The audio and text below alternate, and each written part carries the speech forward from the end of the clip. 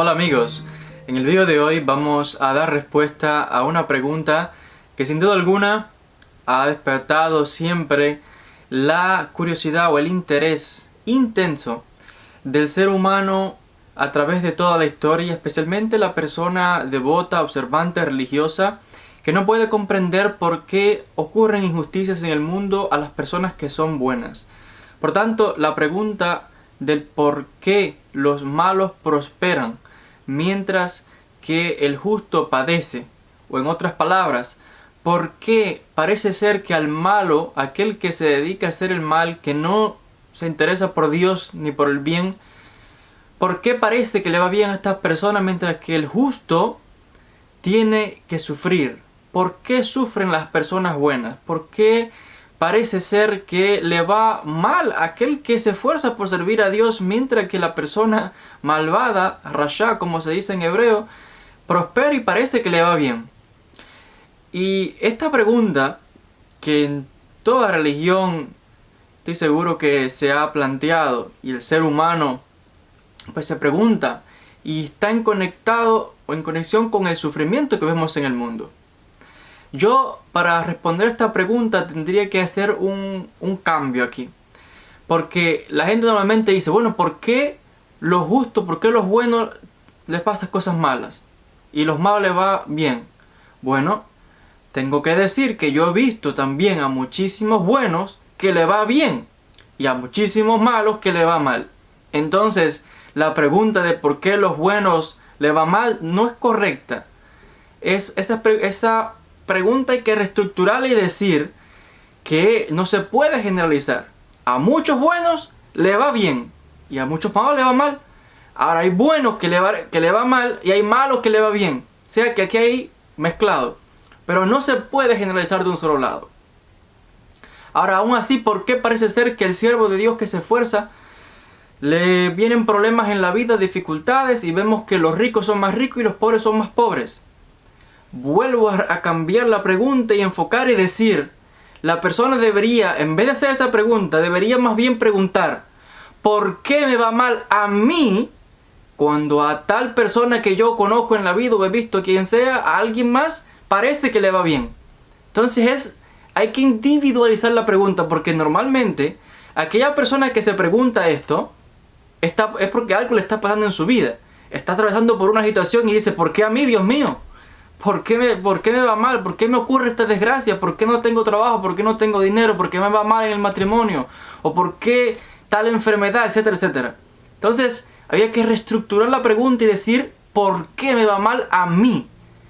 Y entonces, esto ya vendría a ser un análisis individual de la vida de esa persona que se esfuerza por servir a Dios y por qué le está yendo mal y por qué parece ser que aquel que no se esfuerza, quizás usted piense que no se esfuerza como usted, le va mejor.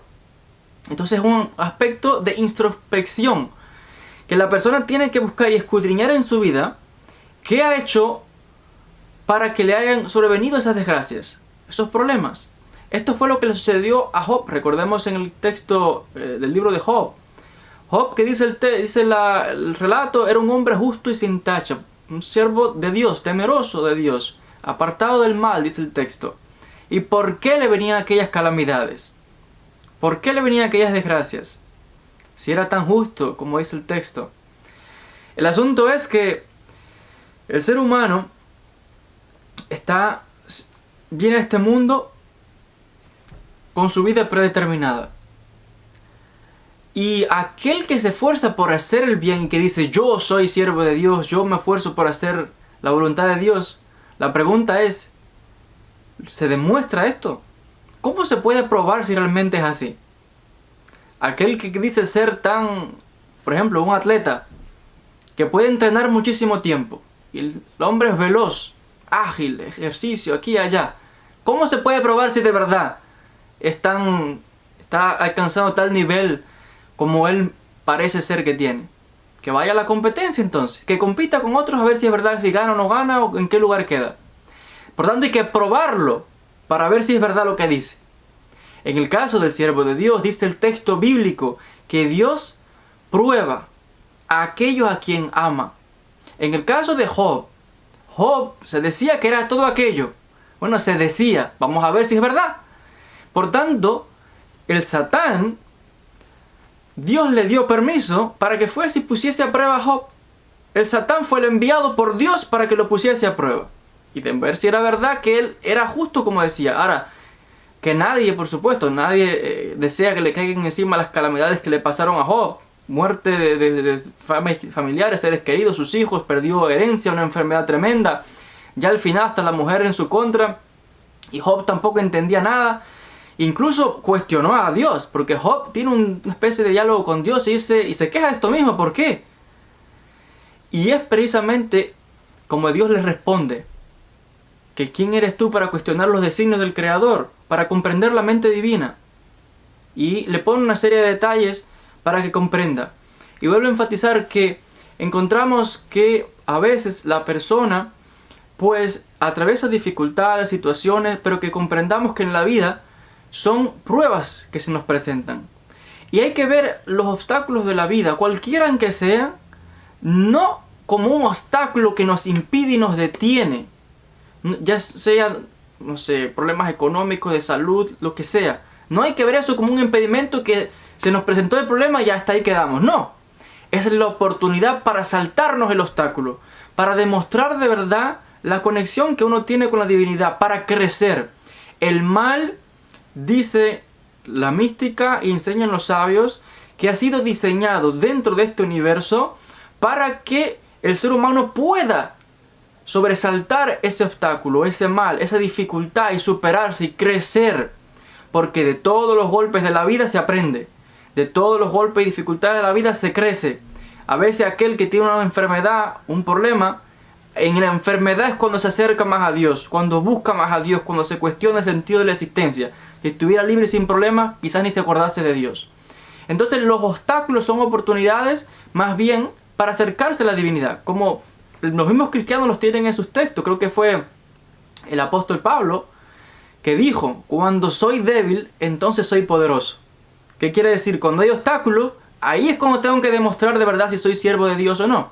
Ahora, ¿por qué parece ser que al rasha, al malvado, le va bien? Parece, dice el texto bíblico, es una ilusión. Porque hay una cosa, dice el texto de la Torá, en la Parashat Vayehanan, en el libro de Deuteronomio, capítulo 7, hacia el final, los últimos 3 versículos.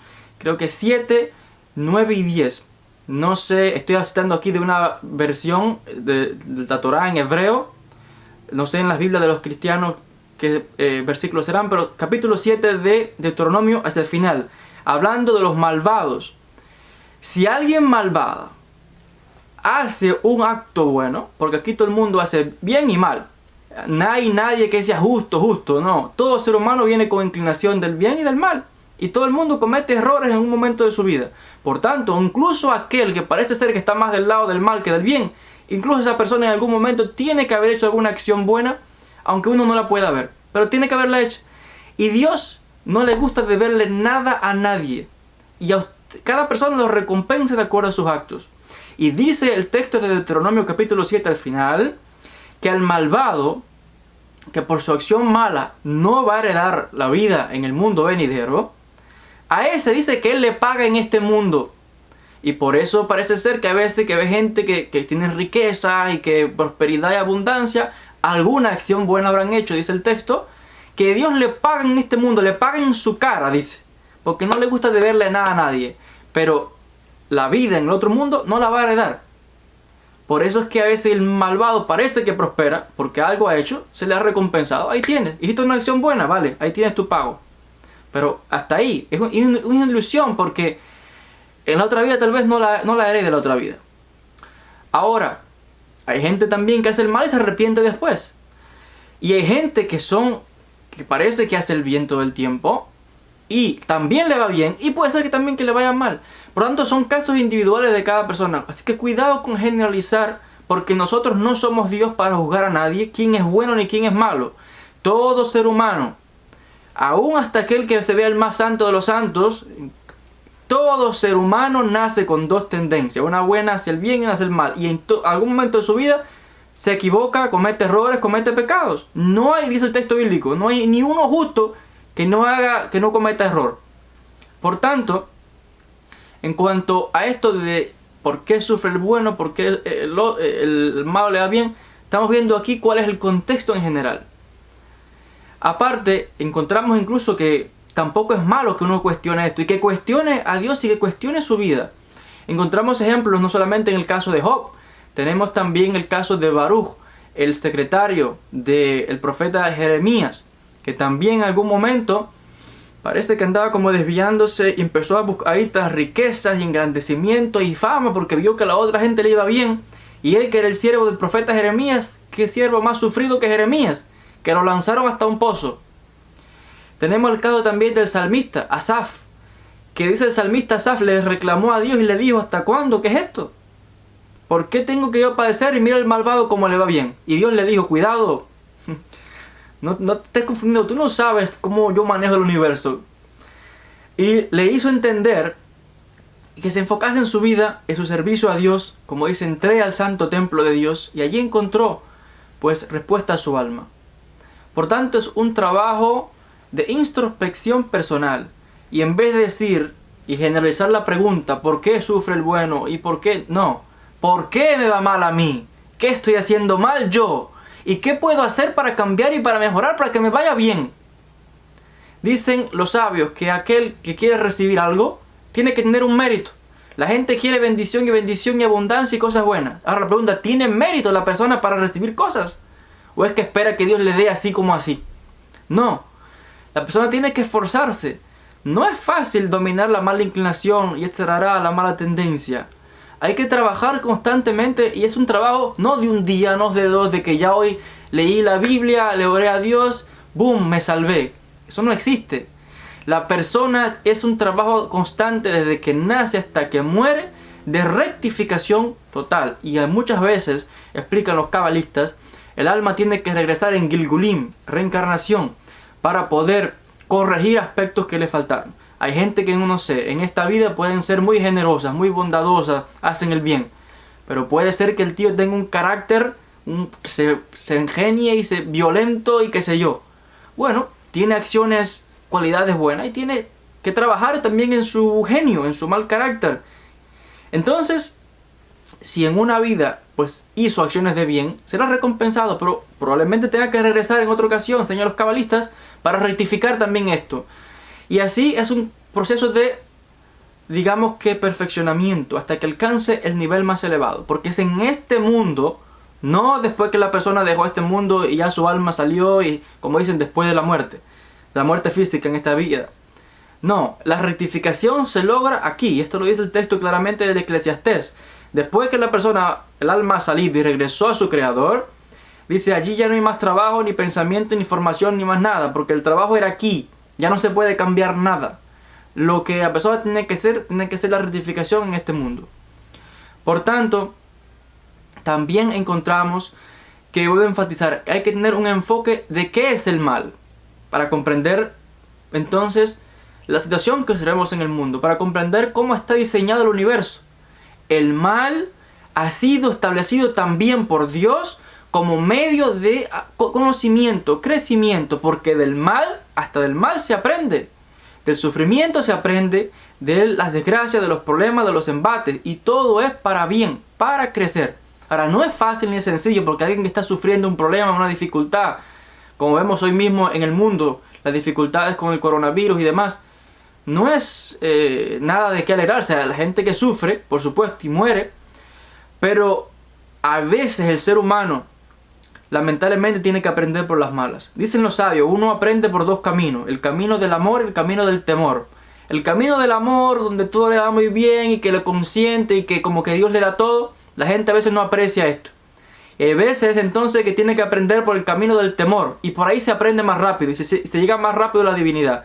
El camino del temor es el camino donde a veces vienen las desgracias, las enfermedades, los problemas, y ahí es cuando tiene que demostrar a la persona si de verdad cree en Dios, si de verdad es creyente, si de verdad confía, si tiene emuná. Ah, tú dices, pruébalo, vamos a ver si es verdad. Y ahí es cuando el Satán viene y ataca a la persona. Pero no lo está haciendo porque, no, sino es para probar, para que la persona crezca. Cuando alguien ha superado un obstáculo, lo ha superado ya para siempre. y ha aprendido la lección. Por tanto, en el caso hoy vemos la pandemia que hay en el mundo. ¿Y qué hemos aprendido de la pandemia? Que estamos todos conectados. Que alguien en China, algo que empezó en China, mira, ha llegado a todos los rincones del mundo. ¿Estamos conectados, sí o no? Entonces lo que una persona haga en un lado del mundo me puede afectar a mí aquí en América o donde quiera que esté. Y ahora la gente se esfuerza más bien y pone esfuerzo por solidaridad y hermandad y acercamiento. Pero tuvo que venir una desgracia, un problema, una aflicción, la muerte a través de una pandemia y problemas para enseñarnos esto. Entonces vemos que el mal se manifestó, pero cuidado, ¿por qué se manifestó? Para una lección grande que está aprendiendo la humanidad en estos momentos. Una oportunidad también de acercarse al Creador, pero lamentablemente tuvo que ser por las malas en vez de la gente aprender por las buenas. Entonces a veces uno no comprende toda la estructura del universo y cómo funciona todo, pero que sepamos que todo en la vida está diseñado y organizado por Dios para el crecimiento y la elevación del alma hacia los mundos superiores, hacia un conocimiento superior. Si no queremos atravesar por estas desgracias y problemas, aunque todo el mundo tiene que atravesar por problemas y dificultades en la vida, está así escrito, así va a suceder, y así ha sucedido siempre. Por tanto, la persona tiene que aumentar mucho su conocimiento, tiene que aumentar mucho su, digamos que intuición, es lo que se llama en la Kabbalah, hay 3 sefirot, y tiene que aumentar Binah, la inteligencia, el entendimiento, tiene que aumentar Jochma, en este caso es la intuición, la sabiduría, y por la combinación de Binah con Jochma va a dar origen al Da'at. El Da'at es en este caso el entendimiento, la unión, porque uno llega a comprender cómo funciona, cuando tiene ese conocimiento, cómo funciona el universo, cómo funciona la estructura de cómo Dios ha organizado todo. Y ahí pues el alma se eleva, la Tiferet, el yo real, se eleva hacia Keter, que es digamos que la corona, donde también la humildad de reconocer que no somos Dios, que no conocemos todas las cosas, ni conocemos los designios del Creador, pero el Creador todo lo que quiere para nosotros es bien. Todo lo que Dios desea para el ser humano es bien. Pero como un padre a veces también corrige al hijo por amor, a veces encontramos dificultades donde Dios nos tiene que corregir a veces también, como una muestra de amor al ser humano, y uno aprende, uno crece. Y así hay que tener todas estas perspectivas presentes para comprender cómo funciona el mal en el mundo. Hasta aquí con este tema, que es un tema realmente profundo y extenso, que puede dar origen a varios vídeos. De manera general he tocado algunos puntos, espero que hayan sido del beneficio de todos ustedes. Gracias por la atención y hasta un próximo encuentro.